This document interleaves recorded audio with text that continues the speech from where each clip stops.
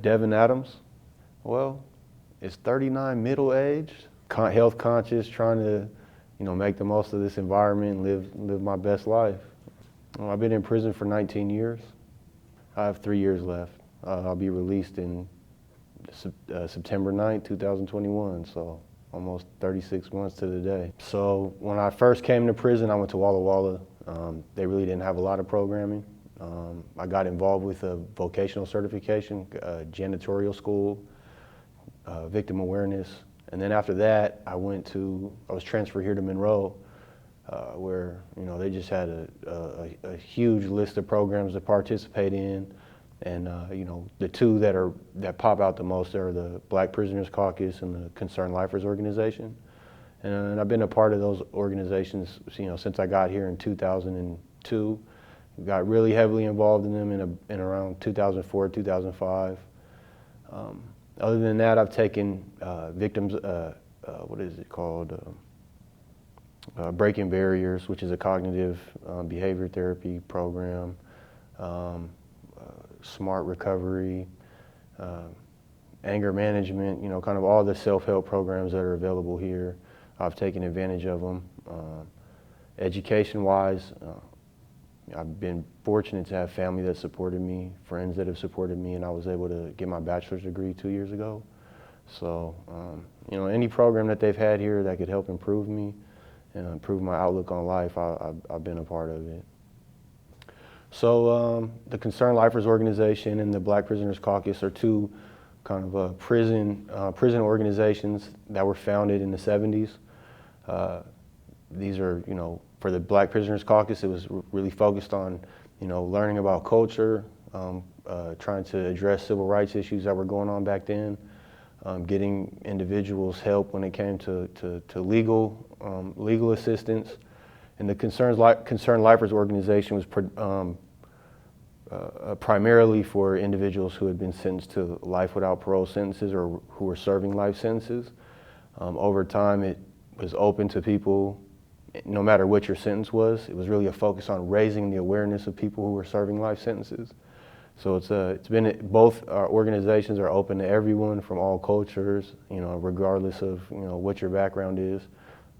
Whatever your sentence is, it's just a really welcoming environment. And for me, it was a place to be around older individuals as a young person coming into prison who could kind of instill some values and principles in me, that would transform my life. As a younger person, when I came to prison, I was around men who were, 19 years ago, I was, 21 years old. And I was around men who were in their 50s and 60s.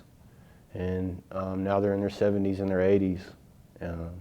I've seen hip replacements, treatment for cancer, dialysis, just slow deterioration.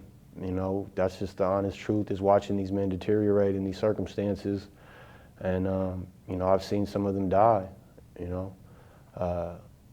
It's painful, especially when you're talking about men who've taught you how to be humane, how to find how to discover your own humanity, and then to see them have to live in these circumstances, which may technically be humane because they have a bed and some food to eat, but the way that they have to live out their last days it's maddening, it's saddening, it's frustrating, because these are good people.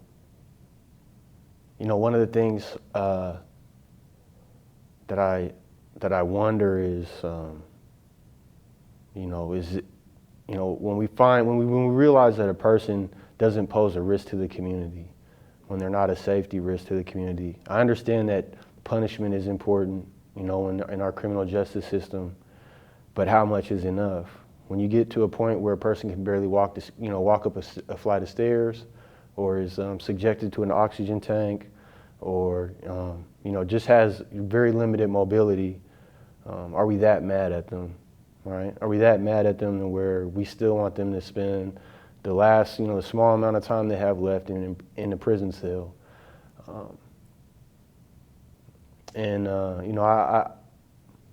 I just, I don't understand the reasoning behind it. And I have to be honest.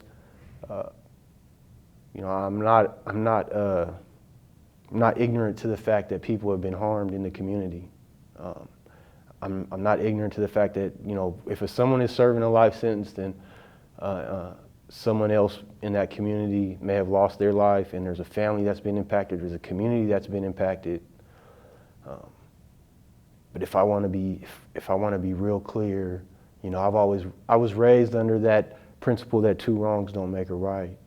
And that's how I kind of see this at this point is, yes, a lot of men were wrong, a lot of, including women who are serving life sentences also were wrong, and were at a horrible place in their life at times, at the time that these things happen. But that, at the end of the day, to treat them with this vengeance or this sense of retribution just because you can, and you know that they don't pose a threat to the community, I think that as a community and as a society, we have to question, is that who we really are? And that's coming from someone who I'm guilty of taking another man's life, and I'm fortunate to have the opportunity to go back to the community.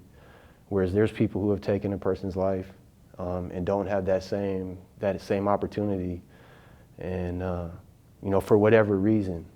And to me, it just doesn't make sense. One of my best friends, he fell when he was 18, I was 20. When I came to prison, he fell out of Pierce County, I fell in King County. Or I caught my case, I committed my crime in King County, he committed his crime in Pierce County.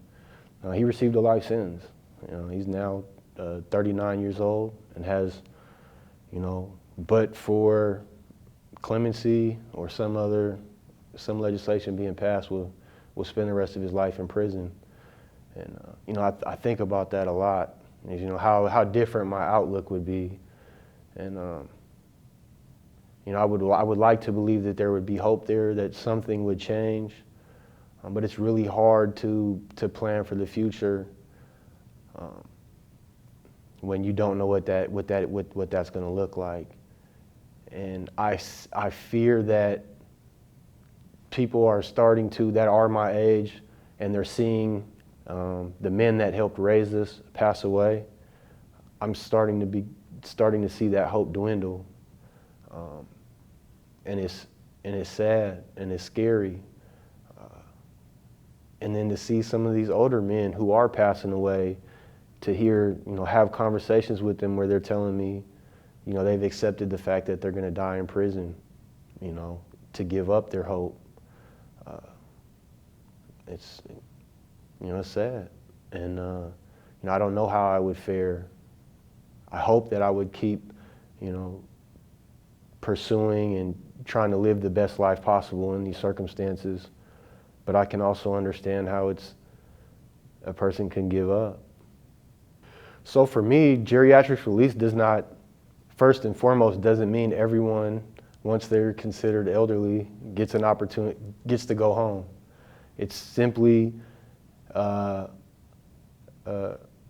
point where we begin to look at the people who meet a certain criteria and determine whether whatever your standard or criteria you've set has been met, and this warrants a person being released back into the community, right? So looking at the threat that a person poses to the community, the work they've done while they've been in prison to make the necessary changes, and the value that they hold, or the contribution they can make to the community. So I mean, that to me, that's really what I look at it.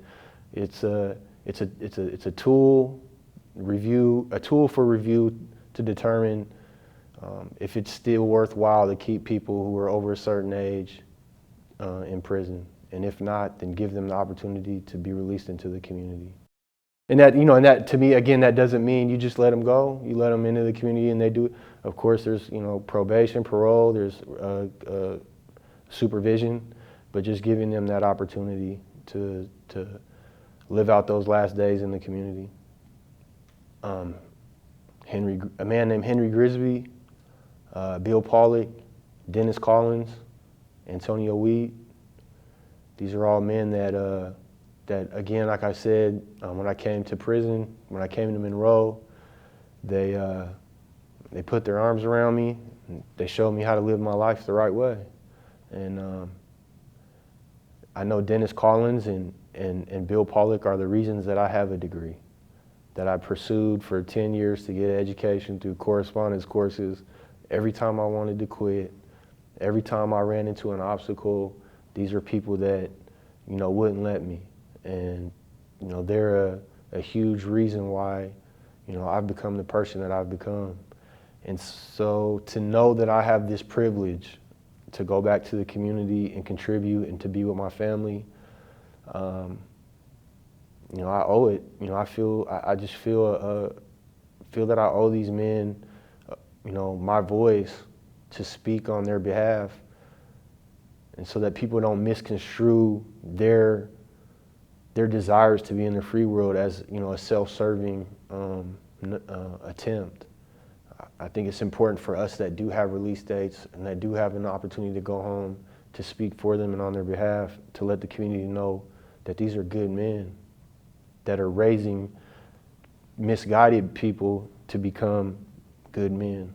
And they do deserve some credit and some acknowledgement, and that's why I do it.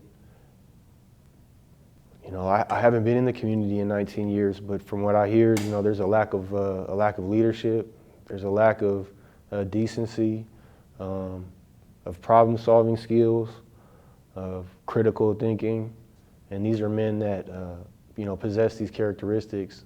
These are people who have a perspective on life that few can really appreciate, and so to have received a life without sentence, to understand the harm that they've caused, and their commitment to changing the community within the prison, to me, qualifies them as people who can do that same work outside.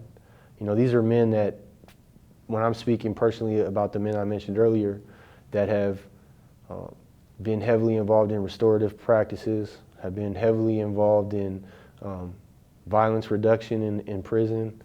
And so just to know that, these would be folks that are in the community that are role models to men who are also in leadership positions in the community, makes me believe that they could, even in their older years, could still have a significant impact on circles that are involved in all different types of work.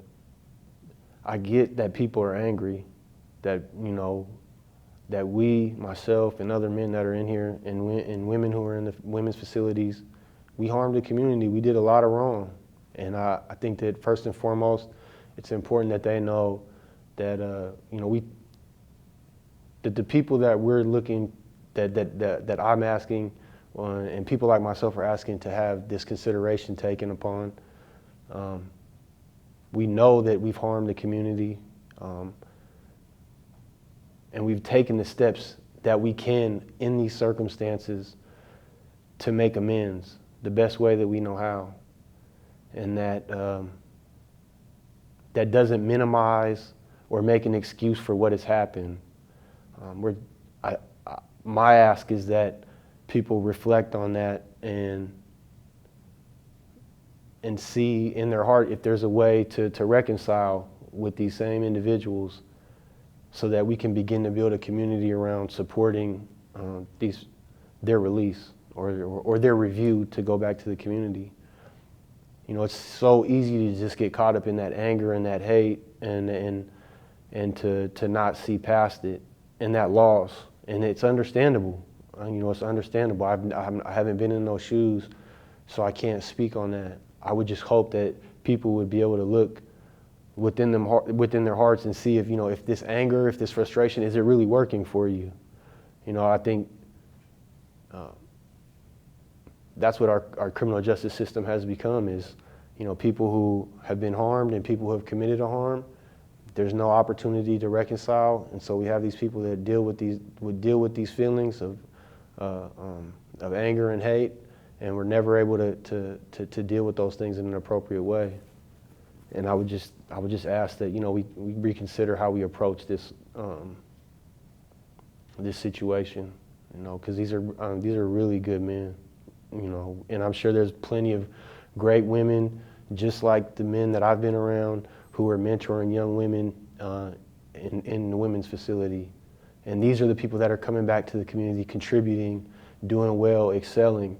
You know, the reason they are excelling is because there was an older person that put their arm around them, loved them, and showed them how to live the right way.